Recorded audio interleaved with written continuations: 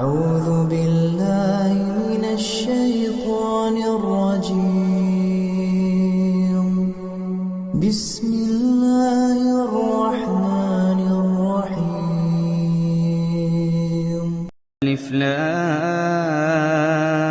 ميم را تلك آيات الكتاب والذي أنزل إليك من ربك الحق ولكن أكثر الناس لا يؤمنون.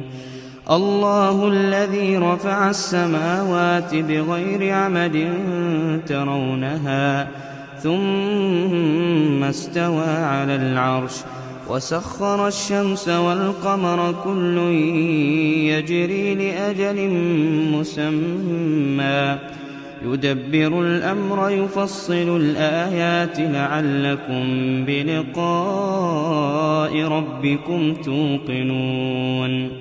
وهو الذي مد الأرض وجعل فيها رواسي وأنهارا ومن كل الثمرات جعل فيها زوجين اثنين يغشي الليل النهار إن في ذلك لآيات لقوم يتفكرون.